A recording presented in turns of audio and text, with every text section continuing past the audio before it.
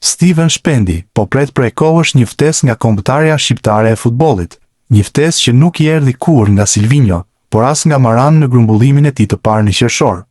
Megjithatë, do të jetë vështirë që sulmuesi të lihet përsëri jashtë grumbullimeve kuqezi, pasi ai e ka nisur sezonin e ri me fanelën e Empolit me këmbën e mbar, duke shënuar që në ndeshjen e parë të Series B kundër Cremonezes. Në minutën e 21 të takimit, sulmuesi i cili më parë ka luajtur me moshat kuqezi deri me Shqipërinë U21, u tregua javë që të shfrytëzonte një goditje nga këndi për të çuar topin në rrjet. Goli fillimisht u anulua për pozicion jashtëloje, por më pas u akordua i rregullt. Steven Shpendi ka shënuar 15 gola në sezonin e kaluar në Serin B me fanelën e Empolit, ndërsa një edicion më parë kishte shënuar 4 të tillë me fanelën e Karanezes. Ndeshja mes Bodrumspor dhe Muğlaspor në kategorinë e dytë turke është mbyllur me rezultatin e barabartë 0-0, por edhe me nga një karton të kuq për secilën skuadër, me të cilët janë dëshkuar brenda shumë pak minutash dy lojtarë shqiptar. Në startin e pjesës së dytë, Jurgen Çelhaka i Muğlaspor bëri një ndërhyrje të gabuar ndaj Florian Loshajt të Bodrumspor në mesfush. Gjyqtari tregoi ish mesfushorit të Tiranës kartonin e dytë të verdh, duke nxjerrë para kohë nga loja. Por pak minuta më vonë, ishte pikërisht Loshaj, ai i cili bëri një ndërhyrje të gabuar, duke marrë të dytin e verdh, e barazua shpejt numrin e lojtarëve në fushën e lojës.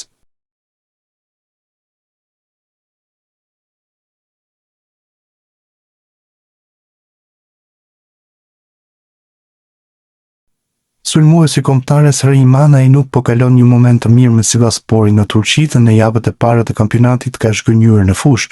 Presidenti i klubit turk, Burak Özçoban, ka dhënë informacion dhe për gjendjen e Rejmanajt, duke theksuar se sulmuesi shqiptar po punon intensivisht pas tentimit të pësuar në prill, por aktualisht i mungon në ritmin ndeshjeve.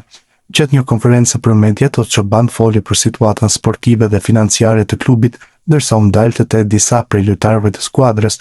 Rejmanaj, drejtuesi i Sivasporit, vlerësoi punën e bërë nga futbollisti gjatë periudhës së rikuperimit, duke nënvizuar se sfida kryesore për të në këtë moment është rikthimi në ritmin e konkurrimit. Rejmanaj ka punuar shumë që në dëmtimi që pësoi në prill, mungesa e tij më e madhe aktualisht është ritmi i ndeshjeve. Ne i besojmë cilësive të tij, u shpreh Özçoban. Deklarata e presidentit vjen në një moment kur Sivaspori është ende në fazën e ndërtimit të skuadrës për sezonin e ri. Mane shihet si një prej lojtarëve të rëndësishëm të ekipit, por pas periudhës së gjatë jashtë fushave, rikthimi i tij në ritmin e plotë të ndeshjeve pritet të bëhet gradualisht. Sivaspori e ka nisur sezonin me një barazim 0-0 ndaj Esenler Erokspor dhe më pas pësoi humbje ndaj Kayserisporit. Vetë presidenti Özçoban kërkoi falje për humbjen e dytë dhe deklaroi se skuadra do të kërkojë ta korrigjojë këtë rezultat. Ernest Muçi ka lënë pas dëmtimin dhe është rikthyer në stërvitje me skuadrën e Trabzonsporit. Sulmuesi shqiptar mori pjesë në seancën e fundit të ekipit turk përpara ndeshjes me Ferencvarosh e vlefshme për fazën e play-offit të Ligës së Europës. Rikthimi i Muçit në stërvitje vjen vetëm pak ditë pasi ai u detyrua të qëndronte jashtë për shkak të një dëmtimi në pjesën e sipërme të muskujve të përparme të kofshës. Ekzaminimet kishin evidentuar tendosje të shoqëruar me gjaktertje dhe edem, ndërsa në ditët e para pas dëmtimit u raportua se ai mund të mungonte për rreth 2 javë. Muçi humbi ndeshjen e Trabzonsporit ndaj Kasimpashës, por rikuperimi i tij ka ecur në një drejtim pozitiv dhe tashmë ai ka rifilluar punën me grupin. Megjithatë, prania në stërvitje nuk do të thotë automatikisht se futbollisti është gati për të luajtur. Trabzonspori zhvilloi seancën e fundit në ambientet e Mehmet Ali Yilmaz në drejtimin e trajnerit Fatih Tekke. Pjesa e parë e stërvitjes ishte e hapur për mediat, ndërsa më pas skuadra vijoi me përgatitje taktike për përballjen me Ferencvaroshin. Në këtë seancë, përveç Muçit, nuk u stërvitën me grupin Bantako, Folcarelli dhe Okayo Kushlu, të cilët vijojnë të kenë probleme fizike. Për Muçin, ndërkohë, rikthimi në stërvitje është hapi i parë drejt rikthimit të plotë në dispozicion të trajnerit. Pavarësisht të zhvillimit pozitiv, stafi teknik i Trabzonsporit nuk dëshiron të marrë rrezik me futbollistin shqiptar. Muçi ishte në stol në ndeshjen e Ligës së Europës ndaj Ferencvaroshit, teksa objektivi i klubit është që Muçi të rikthehet në gjendje optimale dhe nëse gjendja fizike e lejon, të jetë në dispozicion për ndeshjen e kthimit në Hungari, e cila do të luhet me 27 kusht. Ditët e ardhshme dhe mënyra se si do të reagojë trupi i tij ndaj ngarkesave do të jenë vendimtare për përcaktimin e momentit të rikthimit në ndeshje. Rikthimi i Muçit është një zhvillim i mirë dhe për kombëtaren shqiptare.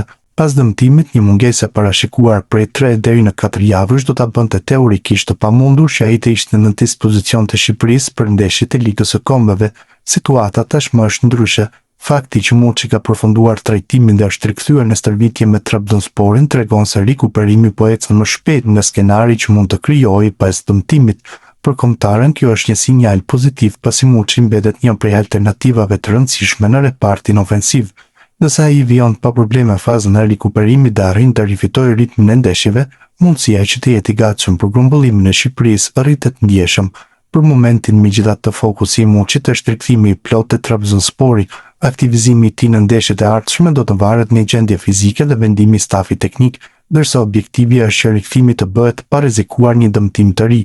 Në një situatë ku një mungesë disa javore rrezikon të talinte jashtë dhe kombëtares, Muçi tashmë ka kaluar në fazën e fundit të rikuperimit dhe ka nisur punën me grupin. Për Shqipërinë kjo është një zhvillim pozitiv dhe një arsye për të qenë më optimist për disponueshmërinë e tij në ndeshjet e ardhshme ndërkombëtare. Një ndeshje ka munguar Muçi për shkak të dëmtimit. Mesfushori Kuqezi nuk ishte i gatshëm në debutimin e Trabzonsporit në kampionat për shkak të një edeme në kofsh. Pritej një mungesë gjatë për të, por Muçi është rikthyer me skuadrën. Sergio Calai e nis përsëri nga e para, ose më saktësisht nga Seria C. Qendërmbrojtësi i talentuar shqiptar, i cili ka veshur fanellën e kombëtarëve të moshave të Shqipërisë deri me U21, i ka vënë lam të mirën Frozinones dhe është bërë tashmë pjesë e Specias. Djaloshi shqiptar spikati që në moshë të re në akademitë e Romës dhe Lazios, para se të transferojë te Grosseto në Serinë C e më pas te Carrarese. Frosinone vendosi të blinte kartonin e tij dhe ai luajti disa ndeshje në Serinë B para se të nisnin disa dëmtime të njëpasnjëshme që i hoqën mundësinë të luante rregullisht, e aq më tepër në Serinë A. Gjatë verës ai u shkëput zyrtarisht nga Frosinone, ndërsa sot është prezantuar si lojtari më i ri i Specias në Serinë C. Bëhet e ditur se futbollisti ka nënshkruar për 2 sezone, me të drejtën e rinovimit për një tjetër edicion, deri në verën e vitit 2029. Klubi i Interit ka bërë sot zyrtar numrat e fanellave që do të mbajnë futbollistët e tij për edicionin 2026-2027. Dhe në këtë listë është përfshirë edhe emri i Kristian Aslanit, ndonse ai nuk bën pjesë në planet e Kristian Kivut e Zikaldrit. Në listën e publikuar nga Interi, mesfushori i kombëtares shqiptare ka numrin 21, të njëjtin që ka mbajtur edhe 2 sezone më parë, para se të largohej nga Zikaldrit për të provuar një eksperiencë te Torino fillimisht e pastaj te Beşiktashi. Megjithatë, kjo nuk do të thotë se Aslani do të mbetet pjesë e Zikaldrëve. Klubi po punon të gjejë një sistemim futbollistit në ditët e fundit të merkatos, por për momentin, i vetmi klubi interesuar seriozisht për të duket Monza, ku objektivi i vetëm për të cilin Aslani do të luftojë është mbijetesa në elit. Si për ironi të fatit, ndeshja e parë e Serie A vendos Interin pikërisht përballë Monzës.